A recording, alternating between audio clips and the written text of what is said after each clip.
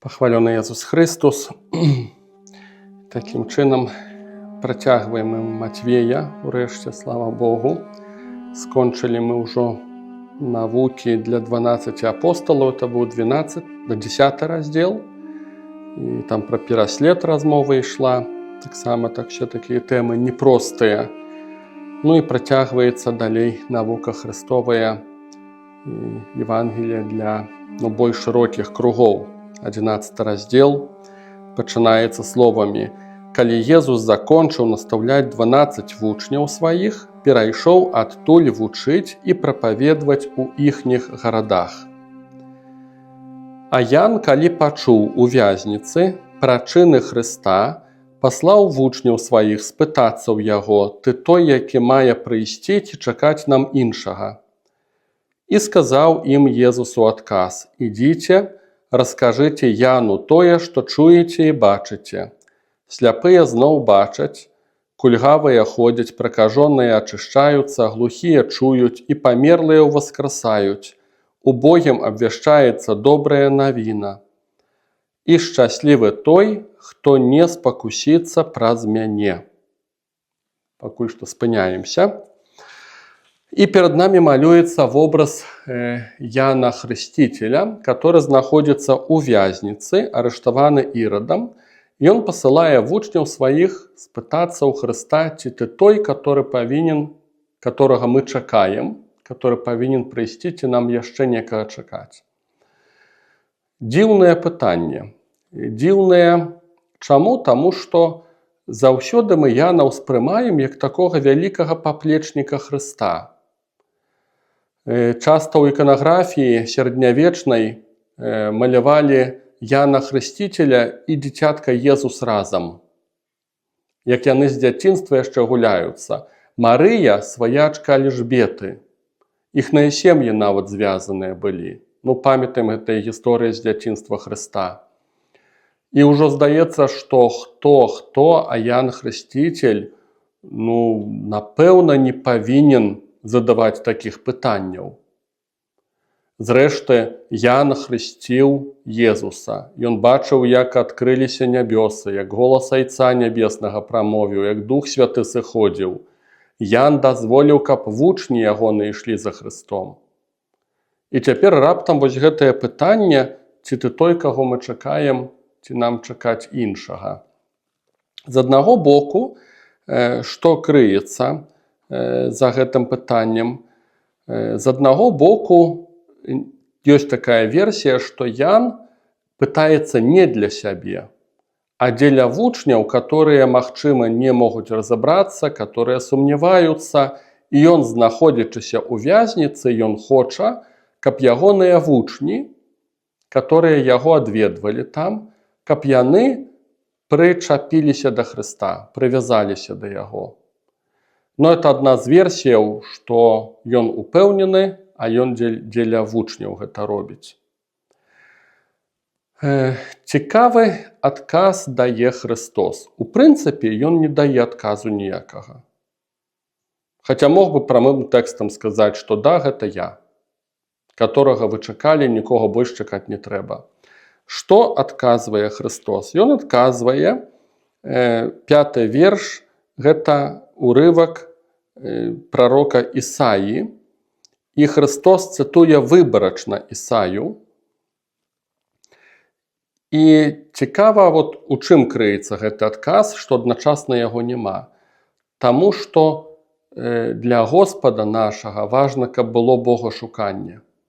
Это мы так па-чалавечы хочам, каб многія людзі веруючыя сапраўды хочуць, каб вы скажыце дакладна, ясна, гэта можна, гэтага нельга. А як правільна? А як каб не памыляцца, каб быў 100% ясны адказ, каб это грэх, это не грэх. Да. Часам людзі абураюцца, адзін ксёндз скажа адно, другі другое. Там у розных кнігах па-рознаму напісана, да. І нам хочацца, каб была такая яснасць, каб ні ў чым не сумнявацца. А вось жыццё духоўнае, яно не такое. Яснасці не меў Абрагам, яснасці не мела Марыя. Сказаў бы, што жыццё духоўнае – гэта хаджэнне па тонкім ільдзе. Это рызыкі. І нехта тонець у гэтых рызыках, нехта больш упэўнены ідзе па водам. Ну, але такое ёсць духоўнае жыццё. І для Господа намнога больш важней, вот это вот важна, што мы яго шукаем не з упэўненасцю людской, а са страхам Божым, з пакорай перад ім, вызнаючы свой грэх, не будучы упэўненым у сваіх ведах чалавечых. Вот вось гэта для Господа важна. Як спявалі начныя снайперы некалі мае любімыя, не снайперы, да, другая група узгадаў. Я балюся тых, которые вечна правыя, которые не помыляются. Это спевала группа «Воскресенье». Мне страшно от таких людей, которые постоянно маюць рацию. Вот яны ведаюць і ўсё, і хоць ты трэсні. Таму што там няма Бога шукання, там не будзе ніякага толку. Дык вось Христос дае такі адказ, который нас по-людску не задавальняе. І цікава, што Бог частенька нам такія адказы дае. Я калі сустракаўся з прарокамі, веруючы, што это дар прарочы і так далей, частенька там якраз таки не было той яснасці, которой мы чакаем, як людзі. І адначасна я разумеў, што гэта адказ Божы. Просто я яго не такім чакаю, мне хочацца вось такой канкрэтыкі, на 100%, да, а тут раптам адказ і не адказ. І ў Пісанні такога многа можам сустрэць. Таму што для Бога важна, каб мы яго шукалі. У пакоры, у страху Божым, не ўпэўненыя ў сабе, як убогія ягоныя, але яго шукалі. І вось, магчыма, таму я тлумачу, чаму вот адказ ідзе такі Христовы, што ён на пытанне адказвае, цытатай з прарока Ісаі з намёкам «думай сам». Рабі высновы сам. І прычым гэтая цытата па-свойму цікавая. У беларускім перакладзе мы чытаем: «Сляпыя зноў бачаць, кульгавыя ходзяць, пракажоныя ачышчаюцца, глухія чуюць, памерлыя воскресаюць, убогім абвяшчаецца добрая навіна». А ў рускім перакладзе мы чуем «нищие благовествуют». То есть ёсць розніца. Беларускім убогім прапаведваецца добрая навіна, а ў рускім перакладзе самыя убогія яны ўжо пачынаюць прапаведваць. Як ёсць у арыгінальна самой справе, я не ведаю. З таго, што я праверыў, што у польскім перакладзе, у Грэцыі і зрэшты ў беларускім убогім прапаведваецца Евангелие, добрая навіна. Чаму рускі пераклад кажа, што убогія прапаведваюць? Па логіцы сэнс ёсць у гэтым. Але што там верна, я не магу на это адказаць. Не аж так я там тэкст і даследваю, не аж так акунаюся. Ва ўсялякім разе вот такі вот адказ дае Христос. Гэта адказ, але который накіроўвае «шукай». Прымай рашэнне, да, не спыняйся. І 6-й верш кажа нам: «Шчаслівы той, хто не спакусіцца праз мяне». Рускі пераклад кажа: «Блажен, кто не соблазніцца а мне». Гэта значыць не тое, што Христос станецца спакусай для некага, а ідзе размова «шчаслівы той, хто не будзе сумнявацца ува мне». Скорей у гэтым сэнсе трэба разумець. І тут нам адкрываецца ўсё-такі іншы варыянт тлумачэння гэтага тэксту. Канешне, больш пазітыўна нам выдаецца той варыянт, што Ян не сумняваўся, а проста для вучняў пасылае іх, каб яны нешта зразумелі. Але ўсё-такі вот этот вот тэкст, да, «шчаслівы той, хто не засумняваецца ўва мне», вялікая верагоднасць, што ён адрасаваны ўсё-такі не да вучняў, а да Яна. Таму не хочацца па-чалавечы прымаць тую другую версію, але ўсё-такі яна верагодная, што Ян, седзячы ў турме, ён сам пачаў сумнявацца. І цяпер пытанне, чаму Ян пачынае сумнявацца? Той, который бачыў цуд падчас хросту, такі яўны, той, который з дзяцінства з Христом звязаны. І што тут не так дзеецца? Ян ведаў Хрыста да 30 год жыцця, магчыма, і цуды Божыя бачыў і так далей. вось, у ягоным жыцці. Але публічная дзейнасць Хрыста, яго як дарослага мужчыны, пачынаецца, калі яму было там каля 30 год. І даволі хутка Яна арыштуюць. Ян быў прарокам, так традыцыя яго называе, пророком Дня Господняга. Гэта цэлая група пророкаў, которые прадказвалі суд Божий над нявернымі. Это будзе пророк Амос, пророк Юил, пророк Даниил, пророк Захария. Вот это так званыя, многія малыя пророки у канцы ўжо Старога Запавету. Яны прадказвалі, што прыйдзе суд Божий. І кожны па-свойму прадказваў. І Ян быў прадстаўніком такой групы, скажем так, такога напрамку духоўнага погляду. Таму, калі мы чытаем у Евангеліі ад Лукі, то 3 раздзел, 8-9 верш, калі прыходзяць да Яна Хрысціцеля фарысеі, ён ім пачынае менавіта гэты матыў прапаведваць, да, што ідзе суд, што ўжо сякера прыложаная, што дрэва, которое не прыносіць плёну, будзе знішчана, што Бог прасеяць свой народ. Ўжо не цытую гэтых матываў. У всякім разе Ян прадказвае суд і разборкі. І ён у гэта свята верыць, што Месія гэта ёсць Христос, гэта пасланнік Божы, і павінен пачацца суд. А атрымоўваецца, што ён, который Ян, праведнік Божы, ён знаходзіцца ў турме, яго арыштавалі, над Іродам ніякага суда няма, фарысеі і ўся кампанія як буйствавалі, так і буйствуюць. А Христос, ён не тое, што суд не нясе, он павінен там усіх разагнаць там раз-два. А Христос, наадварот, рашае праблемы, і наадварот тут як бы усё класна складваецца. Хворыя здараўляюцца, людзі шчаслівыя, натоўпы за ім бегаюць, да Ян-то разумее, што ў грахах-то грамадства павязла. Павінен быць суд і пытанне, што цяпер тут дзеецца. І вось магчыма, это адна з версіяў, канешне ж, не я дадумаўся, это такое чытаў яшчэ раней. Это адна з версіяў, што Ян у выніку, седзячы ў турме, ён пачынае сумнявацца. А можа, я памыліўся. І ў гэты момант ён важны. Я запрашаю, каб мы нават прызадумаліся над гэтым момантам, таму што нам так хочацца ўпэўненасці такой, што ніхто не сумняваецца. Нам так хочацца такой упэўненасці, і нам цяжка прымаць, што такія праведнікі, такія столпы, калі можна так сказаць, астоі духоўнасці, яны пачынаюць сумнявацца. Таму гэта важна пачуць, што гэта дарога многіх, і мы таксама, магчыма, не будзем выключэнне. Але яшчэ звяртаю увагу на тое, што між іншым, калі трымацца той другой версіі, што ўсё-такі Ян пачаў сумнявацца, то між іншым, чаму ён пачаў сумнявацца? Бо ён занадта увязаўся ў свой вобраз. Ён сапраўды прарок суда Божага, так яму паказваў Гасподь, што пра гэта трэба прапаведваць, але ў яго ўжо былі свае чаканні. У яго былі свае ўяўленні, якім павінен выглядаць гэты суд.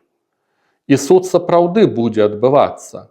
Суд над гэтым светам. Христос пра гэта будзе прапаведваць, але это ўжо будзе ў моманце кульмінацыі, калі будзе ўкрыжаванне, суд над Христом. Ён будзе казаць, што ідзе суд над гэтым светам. Але чаканні Яна, яны як бы ў яго свой вобраз гэтага суда. І ён не Божы. Гэта пра тое, што як мы лёгка, у нас складваецца нейкае ўяўленне, нейкае чаканне ад Бога, як ён павінен рабіць, і мы ўпэўненыя, што так павінна быць. І праз гэта разбіваюцца многія людзі. І праз гэта нават многія людзі чытаюць Святое Пісанне не з нуля, як чыстае, што Бог хоча сказаць, а ў цябе ёсць ужо свая візія. Ты заточваеш тое, што гаворыць Гасподь пад сваю нейкую канкрэтную візію. І ў многіх свае віды духоўнасці, свае ўяўленні Бога, і мы маем свае чаканні, і мы чуем толькі тое, што нам хочацца пачуць. Это вялікая трагедыя. І думаю, што нават не хочацца подписываться под этой версіяй, але яна даволі верагодная і вельмі верагодная, што менавіта Ян вот так вот спатыкнуўся. Это не вялікі грэх, это не катастрофа. Але ну вот такія вось тонкія рэчы, выдаецца, што гэтая гісторыя нам паказвае. І таму варта чуць, як Христос кажа, вось гэтыя словы: «Шчаслівы той, хто не соблазнится во мне, счастливый той, кто не спокусится, да, кто не засумневается во мне». И читаем далей. «Калі ж яны пайшлі, Езус пачаў гаварыць народу пра Яна: на што выйшлі вы ў пустыню глядзець? На трысціну, якую ветер хістае? На што ж вы выйшлі глядзець? На чалавека, апранутага ў мяккія шаты? Тыя, хто носіць мяккія шаты, знаходзяцца ў каралеўскіх дамах. На што выйшлі вы глядзець? На прарока? Так, кажу вам, нават больш, чым на прарока. Гэта той, пра каго напісана: «Вось я пасылаю анёла майго перад табою, які падрыхтуе дарогу тваю перад табою. Сапраўды, кажу вам, сярод народжаных жанчынамі не з'явіўся большы за Яна Хрысціцеля, але найменшы ў нябесным валадарстве большы за яго». Ну, пакуль што спынімся, за вялікі нам тэкст атрымаецца. Цікава, што калі пасланцы адыходзяць, Христос пачынае прапаведваць людзям. Калі ж яны пайшлі, ён пачаў гаварыць народу. І Христос пачынае гаварыць пра Яна вельмі добра. Цікавы это момант. Таму што з аднаго боку можна сказаць, што Ян не памыліўся в сваіх суджэннях, а з іншага боку можна сказаць, што вось гэтая слабасць, которую праявіў Ян, яна не робіць яго меншым чалавекам. Нягледзячы на тое, што Ян памыліўся ў сваім распазнанні ці засумняваўся, гэта не зменшае таго, што это рэальна вялікі чалавек. І Христос пра яго пачынае казаць, да, магчыма для таго, каб якраз такі людзі не пачалі думаць, што ай, ну вот Ян, а мы думалі, ён такі вялікі, аказваецца, ён вот такі вот. Магчыма для гэтага Христос з аднаго боку паказвае, да, што Ян мог саблазніцца, думаючы пра Хрыста, памыліцца, а з іншага боку Христос паказвае не, што ён самы вялікі чалавек часоў старога запавету, ён вялікі прарок. І якраз такі Христос паказвае, што ну, чаго вы чакалі, ў мяккіх шатах чалавека тут на пустыні ўбачыць? Не. У мяккіх шатах у палацы Ірада тыя, которые яго судзілі, вон сидять заразы. А Ян, ён рэальна, ён просто дзіця Божие, крутое, классное дзіця Божие. Вот такі вот посыл Христовы, ну, то есть он подкрэслівае, цікава таксама вот это вот пачуць, што нягледзячы на тое, што людзі, праведнікі Божыя могуць нават і падаць і памыляцца, гэта не зменшае іхняй важнасці, калі іхняе сэрца сапраўды за Богом, і яны ўсур'ёз за Богом. Страшныя грахі Давіда, да, яны не зрабілі яго менш Божым. Яму цяжка прыйшлося перажыць свае грахі, заплаціць цану вялікую за свае грахі. І разам з тым ён застаецца Божым, і ён піша псалмы пакаянныя, которые мы па сённяшні дзень чытаем. Ну вот такі парадокс важна ўбачыць. Ён, канешне, не адпавядае нашай ідэалогіі, бо нам здаецца, калі ўжо Божы чалавек, то вот ужо ўсё, ён ніколі не пакалебімы, не памыляецца, не грашыць. Это ідэалогія. Это не адпавядае ні грама Святому Пісанню. Калі б мы ўсур'ёз глядзелі на Пісанне, мы побачылі зусім іншыя карціны. Мы не... Ну, такой ідэалогіяй жывуць часта людзі, которые ўсё-такі з Пісаннем не асоба сябруюць. І, ну, Христос паказвае, што Ян, да, гэта не той, хто шукае сваёй выгады, што ён сапраўдны прарок. Святы Ерамія класна каментуе: Ян не той, хто хістаецца ад поглядаў і ідэй, не той, хто шукае выгаду. Да. Ну, класна пра яго сказана. Роля Яна, ён пасланец. І нашая роля таксама быць пасланцом. Таксама варта на это звярнуць увагу. 10-й верш. Гэта той, пра каго напісана: «Вось я пасылаю анёла». Анёл у тым сэнсе не як дух.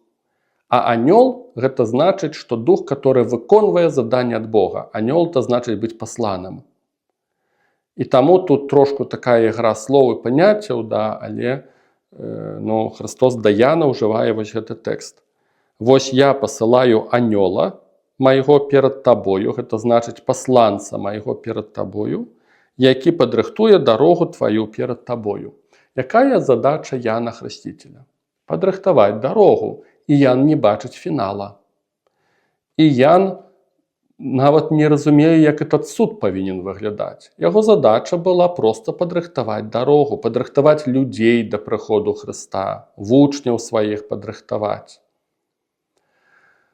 Цікава, як у Святым Пісанні, ў духоўным жыцці існуе такое правіла: нам па-чалавечы хочацца бачыць усё, увесь шлях.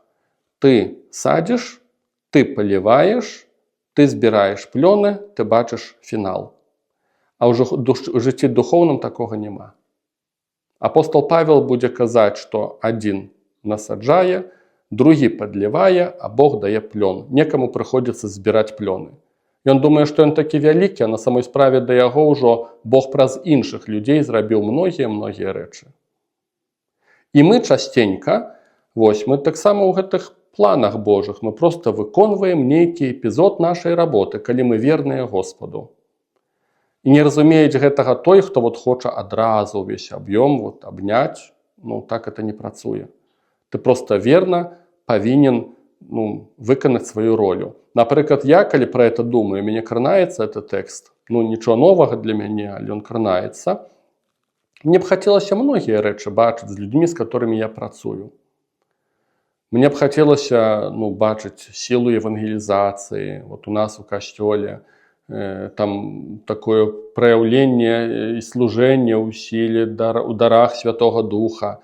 І год за годам я пачынаю бачыць нешта іншае. Моя задача хаця бы данесці людзям, што Слова Божае гэта важнае. Пачнём хаця бы з гэтага. Я бачу, што там, дзе вось гэтага пункта няма, там няма нічога. Усё больш і больш да гэта пераконваюся. І гэта не амбітна. Так паказваць людзям Слова Божае, бо, здаецца, это ўжо павінны быць пройдзеныя этапы. Это нешта такое, як трошку, як ўсё адно, як першы клас. Таму што, здаецца, ўжо трэба далей займацца. Але я бачу, што такім першым класам трэба займацца. І моя задача, так я бачу, не проста ужо там у сіле Святога Духа і там невядома што, а хаця бы людзям расказаць пра тое, што ёсць Святы Дух.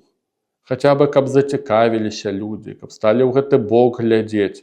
Інакш кажучы, вось у гэтых двух элементах я дзялюся, я асабіста, я бачу, што моя задача насаджаць, нават не паліваць. А эта зернятка со Словом Божьим, со Святым Духом, для многіх это абсалютная сенсацыя. Людзі жывуць сваімі пабожнасцямі, паняцця не маючы, насколькі важныя рэчы прапускаюць. Я бачу, моя задача проста садзіць, проста закідваць это зернятка. Пачуюць, не. Магчыма, калі Бог дасць час і яшчэ не прыйдзе забіраць нас усіх у этом шалёным свеце, магчыма, нехта паліваць будзе, магчыма, рост далей будзе. І такая наша задача. Павел пра это піша, і вось апостол Павел пра это піша. І вось Яна, у яго такая задача, у апостола Яна. Яму трэба быць такім пасланцом, который пакажа дарогу. Вось такое невялічкае і адначасна вялізнае заданне выканаць перад Богом. У 11 вершы чытаем: «Сапраўды кажу вам, сярод народжаных жанчынамі не з'явіўся большы за Яна Хрысціцеля, але найменшае у нябесным валадарстве большы за яго». Некаторыя прабуюць каментаваць, што Христос кажа пра сябе. Што гэта ён, той найбольшы, даруйце, ён найменшы ў нябесным валадарстве большы за яго. Цяпер сам прызадумаўся, чаму это некаторыя так каментуюць, што Христос пра сябе гаворыць, але такія версіі ёсць. Да. Сярод народжаных жанчынамі не з'явіўся большы за Яна Хрысціцеля. Чаму Христос не з'яўляецца большым? Таму што ён зайшоў з неба і прыняў чалавечае цела. Вот так некаторыя каментуюць. Да. Ён жа ж таксама народжаны з жанчыны. І ён страціў сваю большасць праз тое, што нарадзіўся чалавекам. Такая ёсць версія, пад ёй я не цяпер разумею тую логіку этой версіі. Пад ёй я, канешне, не падпісваюся, да? Но але такая версія ёсць. Так, мне здаецца, трошку яна такая неадпаведная. Выдаецца, што проста Гасподзь паказвае розніцу паміж царствам Божым і тым, што ёсць на зямлі. Я б сказаў бы больш. Ёсць розніца вельмі сур'ёзная паміж старым запаветам і тое, што Бог зрабіў пра стары запавет, і тое, што ёсць у новым запавеце. Можна сказаць, што стары запавет это было таксама падобна насаджанае Богам, а новы запавет это ўжо тое новае, што вырасла, падрасло, палівалі гэта. І таму таксама такі важны момант, да, што вот як паміж людзьмі старога запавету і ці там людзьмі зямлі, царства Божага, вот такая каласальная розніца, таксама такая каласальная розніца паміж старым і новым запаветам. Чаму? Таму што стары запавет звяртае ўвагу на тое, што знешняе. Гэта выкананне правілаў, гэта выкананне абрадаў, гэта выкананне рытуалаў, гэта рытуальнае ачышчэнне і так далей, і так далей. Новы запавет гэта ўжо будзе тэма пакланення Богу ў духе і праўдзе, кажа Христос праз самаранку, у размове з самаранкай. Гэта будзе Дух Святы небачны, гэта будзе тэма прагнення, гэта будзе тэма любві, гэта тое, што скрытае ўнутры. Христос будзе казаць пра намеры сэрца. І таму цікава, такую версію часта я чуў ад Божых людзей, што калі мы жывем у хрысціянстве, а па сутнасці проста правілы старога запавету трошку памянялі на новыя правілы, і далей, у прынцыпе, ўсё тое самае. Знешняя абрадавасць, да, вот, знешнія правілы, і ўвесь час у межах этих канонаў жывем, то мы у катэгорыях царства нябеснага увогуле не змяшчаемся. Мы надалей у межах старога запавету. Там былі святары, тут святары. Там была святыня, тут святыня. А Христос паказвае нешта іншае. Знішчыце гэтую святыню, которую будавалі 46 гадоў. Я ў 3 дні яе адбудую. Ён зусім пра іншую святыню гаворыць. Ён гаворыць пра сваё цела. І апостол Павел і Пётр пасля будуць паказваць, што мы ёсць святыня Божая, народ Божий, не сцены. Вот калі мы за стенамі стаім, і мы перажываем за нашыя бачныя святыні, это межа старога запавету. Як яны перажывалі за свае сінагогі і святыню пабудаваную. Бог дазволіў, каб 2 разы знішчылі гэтую святыню. Таму што, аказваецца, у педагогіке новага запавету яна не такая важная. Намнога важней это прысутнасць Бога ўнутры чалавекаў, сур'ёз, да, а не проста праз нейкія правілы і абрады. Так бы шырэй трошку скаментаваў гэта 11 верш, дзе Христос паказвае кантраст, чым ёсць царства Божие і чым ёсць жыццё на зямлі. Сказаў бы далей, чым ёсць стары запавет і чым ёсць новы запавет. Далей спрабуем разважаць.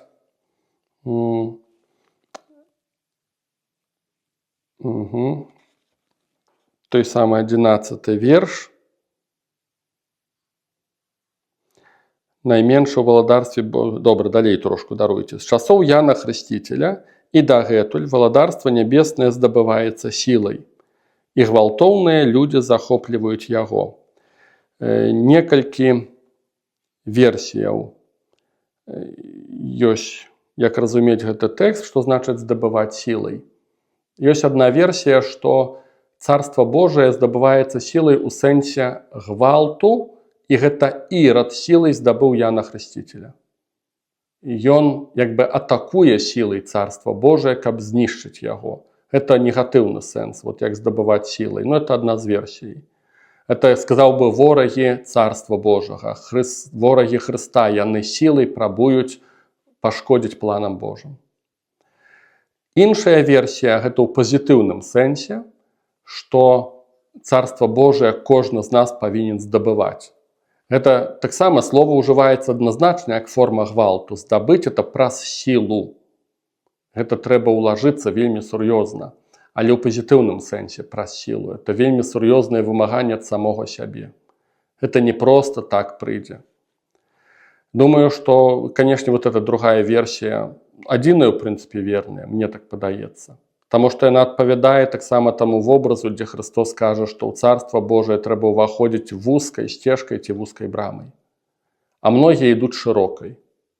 Але шырокая брама вядзе ў пагібель.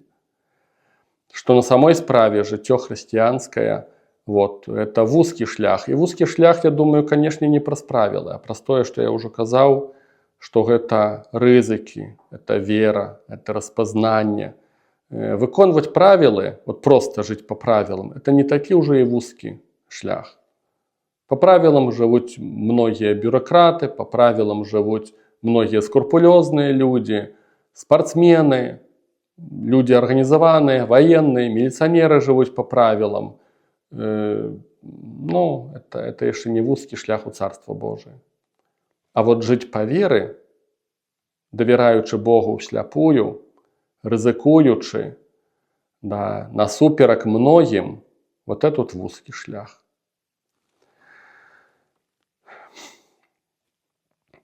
Бо ўсе прарокі і закон прарочылі аж да Яна. Калі вы хочаце прыняць, то ён Ілля, які павінен прыйсці. Многія габрэлі верылі, што Ілля, который быў узяты на неба, ён вернецца.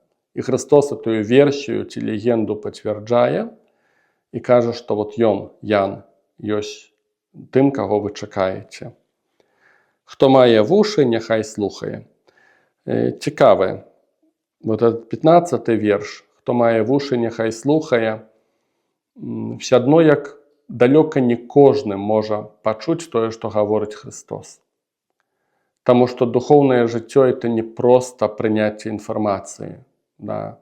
Калі ўнутраных працэсаў няма, то вот сапраўды часам як так ёсць, да, што тыя самыя казанні па-рознаму абсалютна людзі слухаюць.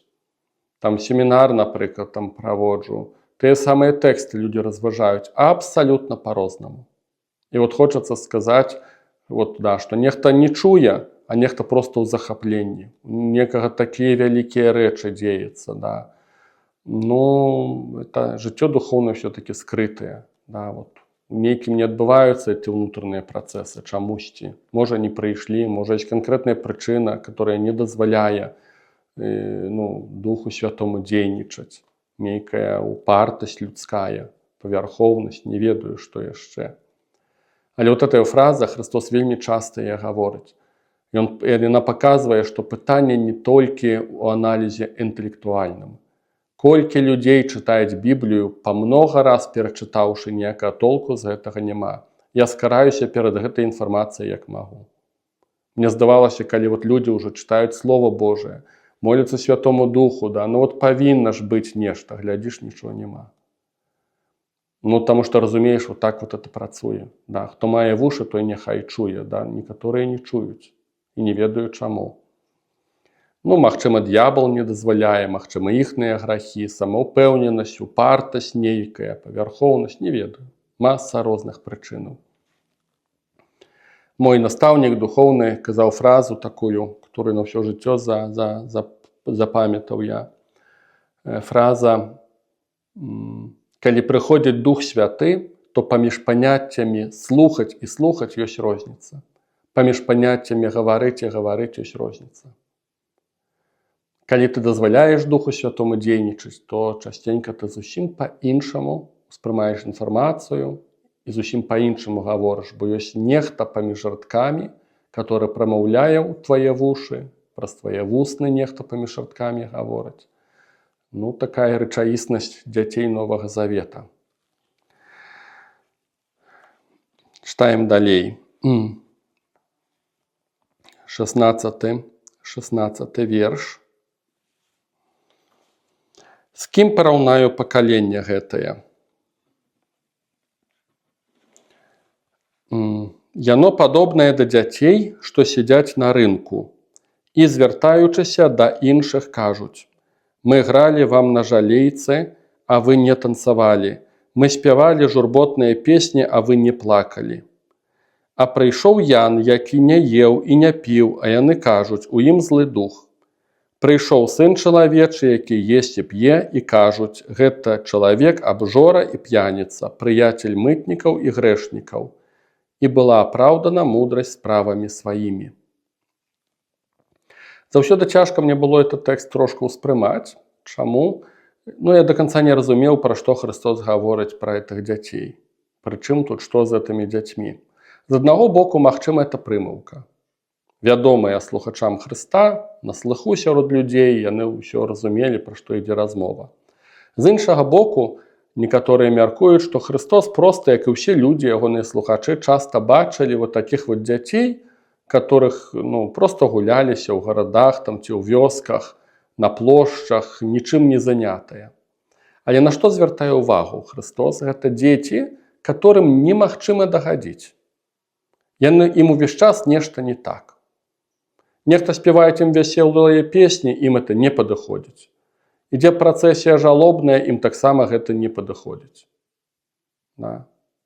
Нехта нават думаў, каментаваў, што, магчыма, тыя дзеці, которые дражнілі працэсіі жалобныя, альбо дражнілі святочна нейкія настроі людзей. Карацей, дзеці такія, непазітыўныя. Мы часта памятаем гэты вобраз евангельскі, што будьце як дзеці, дзеці простыя і так далей. Христос сам заахвочвае, а тут негатыўны вобраз дзяцей. Дзеці, которым не дагадзіць. Дзецям, которым усё дрэнна. Некалі чуў такое паняцце пра такую катэгорыю людзей, нехта казаў, што это дух противоречия.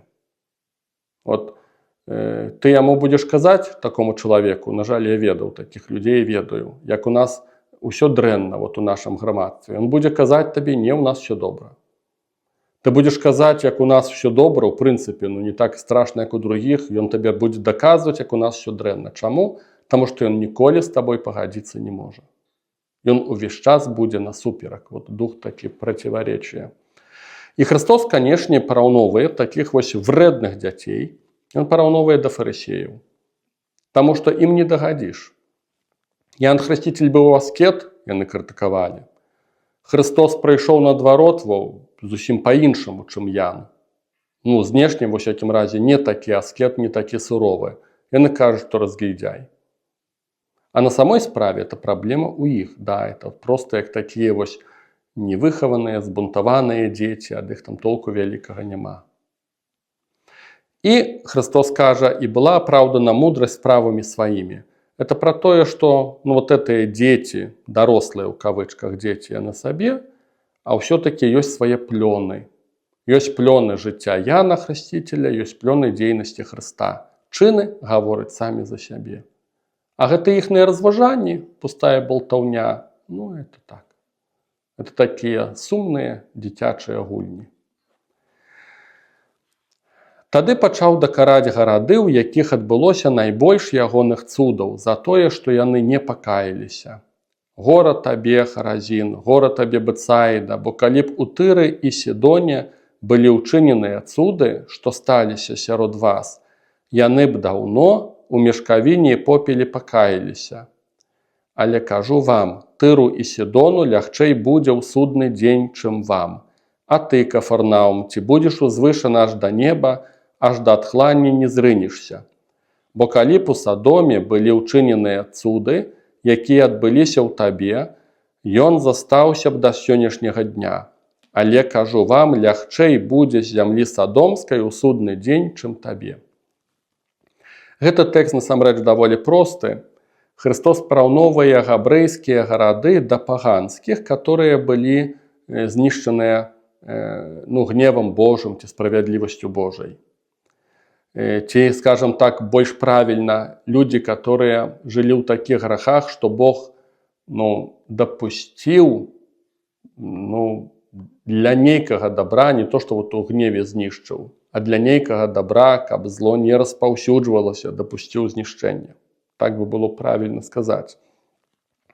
І, напэўна, габрэі думалі, яны заразы, яны бязбожнікі, ім правільна, што так Бог зрабіў, а мы такія хорошыя. І Христос паказвае іншую логіку. Магчыма, фарысеі так думалі, што яны такія правільныя. Магчыма, так думаюць многія католікі, што там яны бязбожнікі, а мы тут молімся, мы такія добрыя.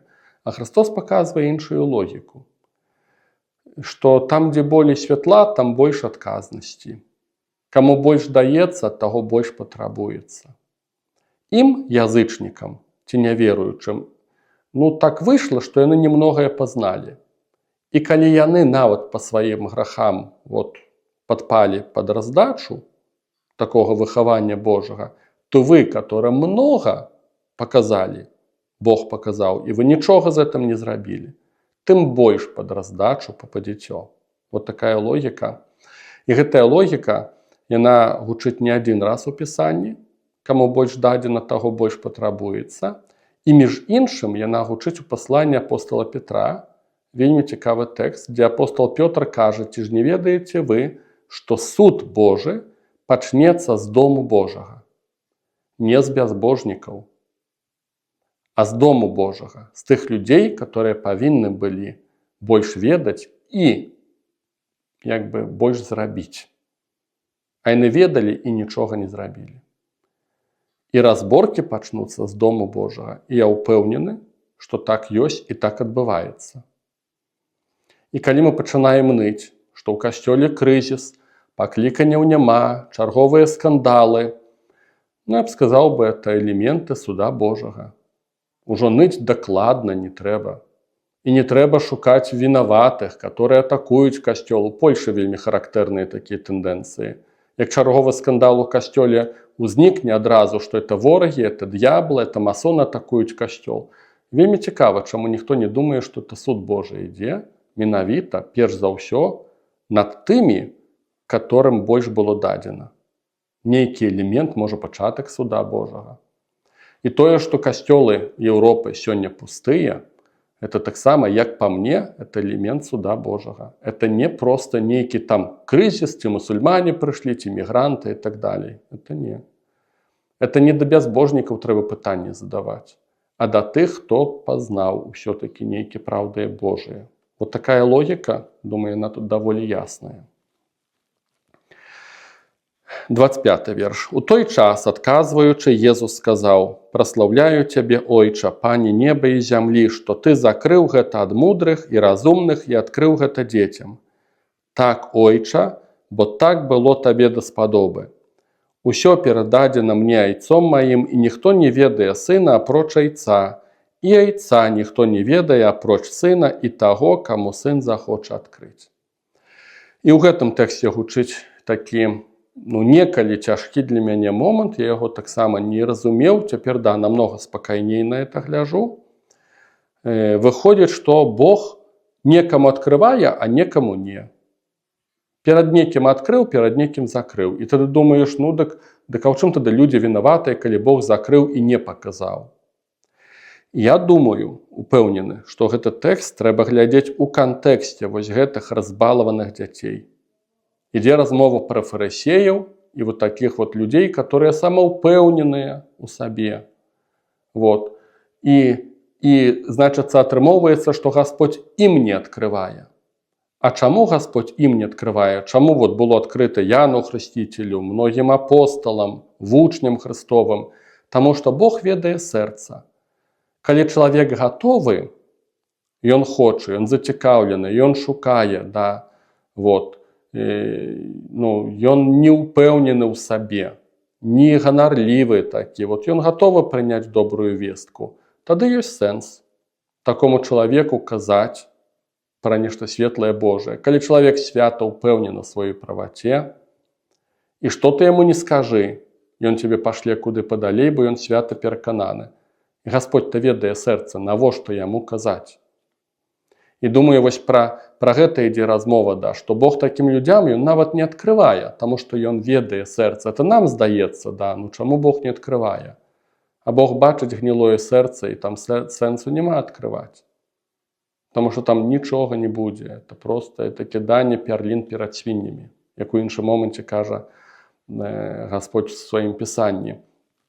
І мы, канешне, вот так вот судзіць не можам. Да, нам цяжка. Мы не бачым сэрцаў людскіх. Хаця часам і мы ўжо разумеем, хто хоць трошку нейкай мудрасці там мае Божай, да, што ой, далёка, не ўсюды там надо ўсё тлумачыць і напор праяўляць, далёка не ўсюды. Што проста закрытасць бачыш, і там нават не трэба падымаць тэмаў ніякіх. Вось, а Гасподь тым больш ведае сэрцы, і таму тайны Божыя такіх людзей закрытыя, таму што яны не здольны іх прыняць, не хочуць. Вот. Ну, так бы каментаваў гэты тэкст. Да. І яшчэ, што важна, это ўжо будзе 27 верш. Ніхто не ведае Айца апроч Сына і таго, каму Сын захоча адкрыць. Ніхто не можа прыйсці да Айца без Сына. Христос з'яўляецца тым пасрэднікам, праз которага мы прыходзім да Бога Айца.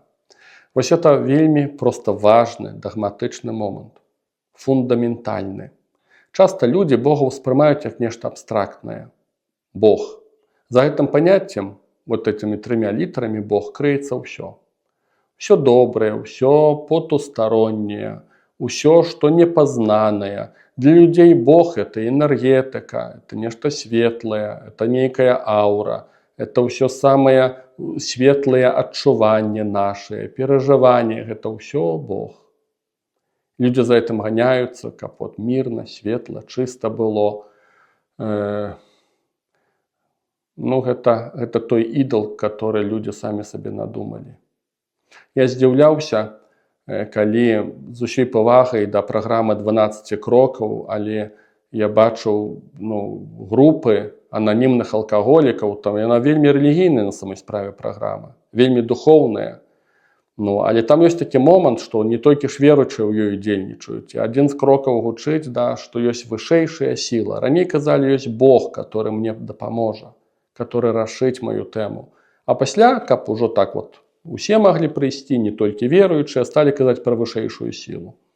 Дык я заўважыў такія групы, дзе людзі нават не гавораць пра вышэйшую сілу, кажуць пра Бога, што Бог, да, мне дапамог, а па факту ты бачыш, што ён нічога супольнага з Богом не мае. Што вот это вот паняцце, настолькі абстрактнае Бог. Это і йога Бог, это і рэйкі Бог, это і эзотэрыка Бог, і гэта ўсё. Вот это вот называется Бог. Это лухта полнейшая. І таму вот этот важны момант, сказаў бы дагматычна фундаментальны, мы не прыходзім да Айца без Сына, мы не можам да яго прыйсці. Падобна, як мы не прыходзім да Айца без слова. Зрэшты, Сын ёсць словам. Это момант фундаментальны, можна тут шмат пра это разважаць.